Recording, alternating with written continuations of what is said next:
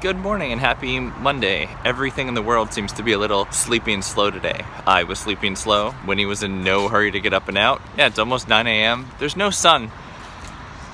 It's a little like living in a casino. There's no passage of time. There's no markers of anything. We're gonna have a kind of chill day. It's nice and cool, so I think I'm gonna do a long run in a little while just to get some miles out. It's strange. I've never been excited about running, and now I'm like, ooh, time to do maybe 8 or 9. Yeah, I stayed up pretty late last night. On my therapist's suggestion, I watched Yes Man, the Jim Carrey movie about the guy who just has to say yes to everything. I get why she likes it and why she was talking about it, but the fact is, I do that. I say yes to almost anything that gets presented to me. I really do try hard to make opportunities for myself and take opportunities that are presented. It was fun. There were some really big laughs in there that I'd totally forgotten about. And then I watched Crazy Stupid Love, which I really like. You know, I've probably seen it 5 times, and man, they just do it really well. The scene where Ryan Gosling and Emma Stone, it starts with the whole Dirty Dancing lift, and then it's a montage of them just liking each other.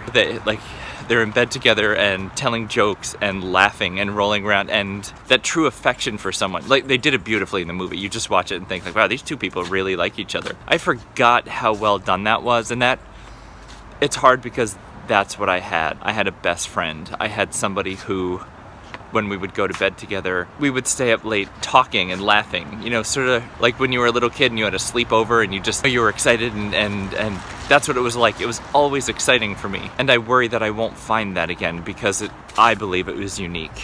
Then the other theme in the movie is Steve Carell fights for his, if you haven't seen it, Steve Carell's wife cheats on him with Kevin Bacon, of course. Huh.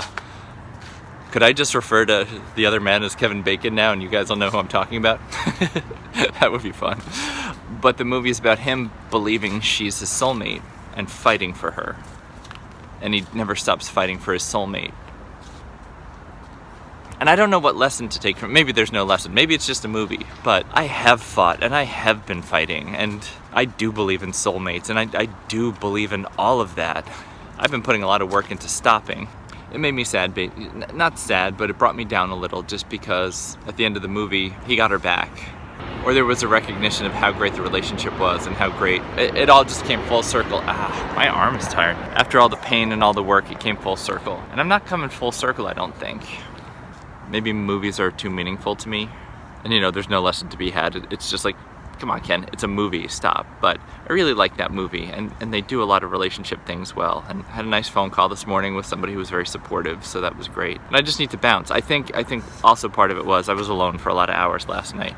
Everybody was busy with something else, so I was just alone, and I worked on stuff, and I kind of fell asleep at the computer, and then I woke up, and then I was awake for hours. It's weird, like at night, to be alone. You know, you're just hoping like, hey, maybe somebody will text or reach out, and nobody did. And that's okay. Like, I know strength has to come from that, but I think last night was a little more real life. I had a really fun day and then was alone for many hours.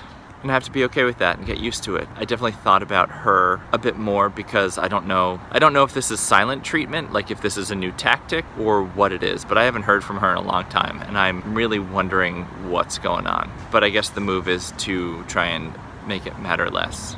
It doesn't matter what she's doing. She's going her own way, and when we're divorced, she will go and be gone. So this will be the normal. Maybe without the dog, who knows? Thanks for listening. I'll catch you later. Here's what I know so far. I do not do well alone.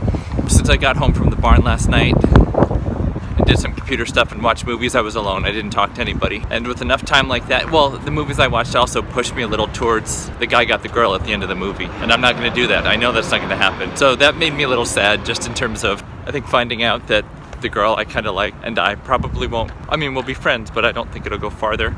That is a little bit of a, there's a bit of a letdown to that too. I mean, it's okay. She's really nice. I like her, but it changed the framing.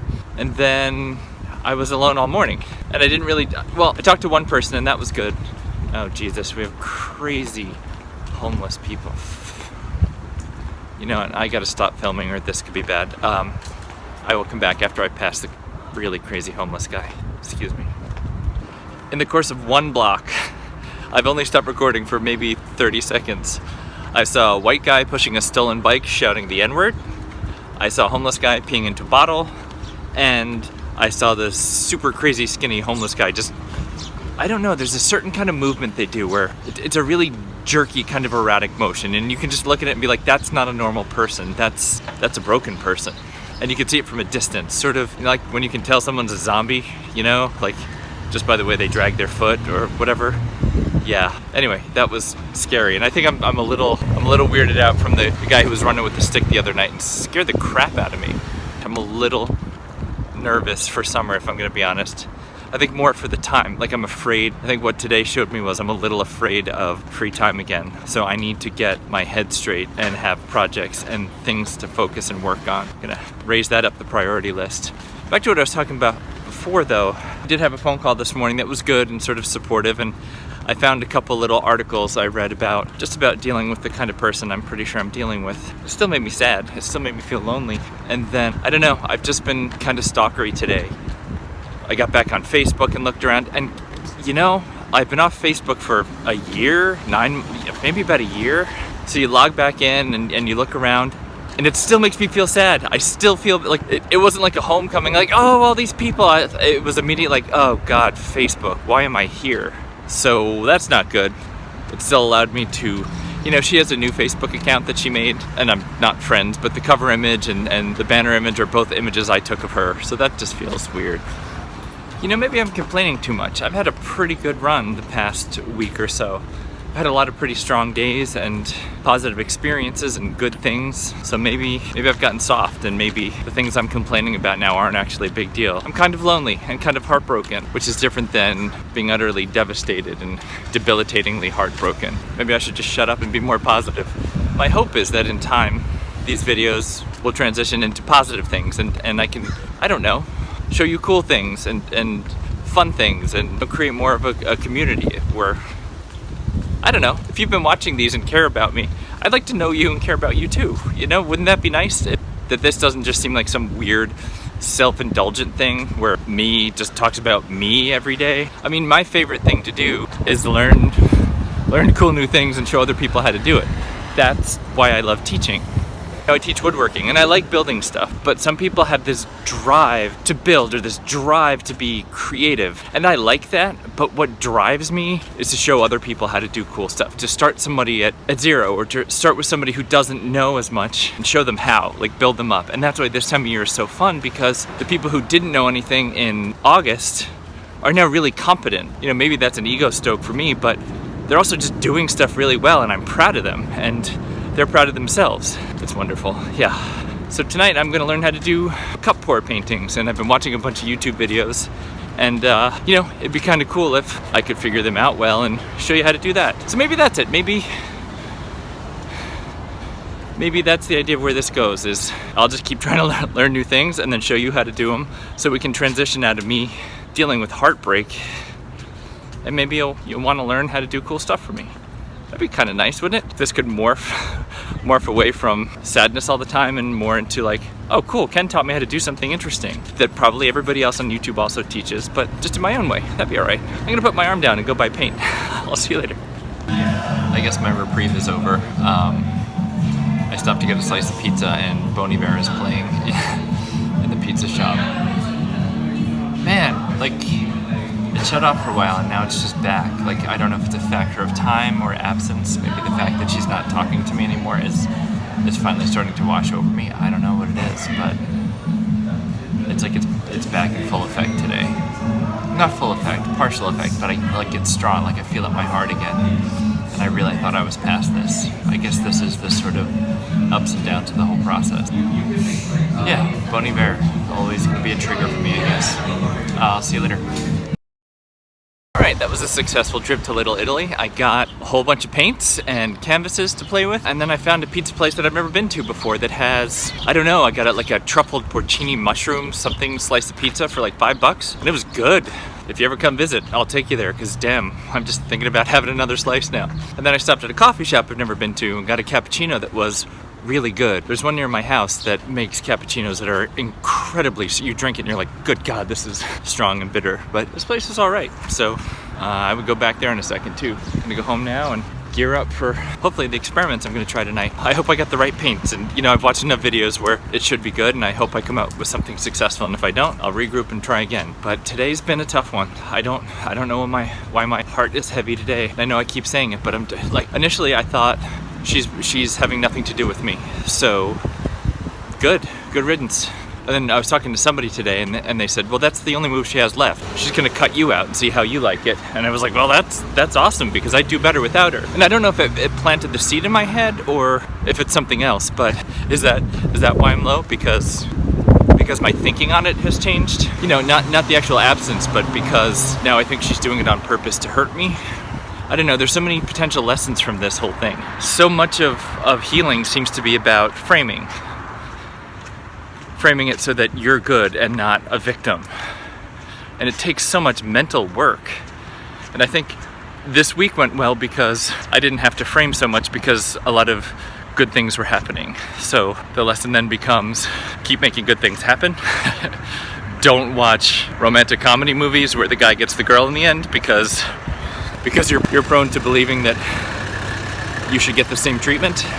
I've been thinking about getting in touch with my counterpart, who I met with last Thursday, to see if she wants to meet again and try to not talk about the trauma we've been through and just get to know each other as people.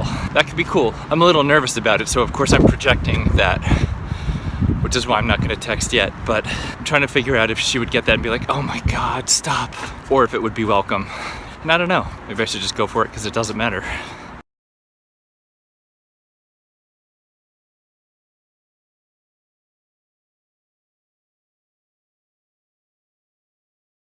I should have gone to bed hours ago. It's after midnight, it's 12:30. I got into doing these paintings a bit, and it's been enjoyable. I don't know, not a good day. The whole day to myself to do what I wanted, and I didn't run and I didn't exercise, which is self-destructive, and I kind of allowed myself to obsess about her today. And I don't know what that's all about. I don't know if that's self-sabotage or self-pity or what it is, but I don't feel great about it. Like, I feel bad, and I even slipped into thinking a bit about, how maybe she has to come back at some point. And it's so messed up, but I allowed myself to look at pictures and wedding pictures and be nostalgic and go back through stuff, and it's probably the stupidest thing I could have done. It's that cliche from old movies where, people be sad just looking at their wedding videos, and we don't have a wedding video, but I did look at pictures through our relationship. Why did I do that? I miss my old life. I think that's what it comes down to. Everything lately has been cruel, but I miss having someone to get in bed next to. I'm going to go to bed now, but it's just lonely and a little monastic, and I'd really like to find somebody to be with me, and I guess you just have to keep putting yourself out there. I hope I find somebody soon.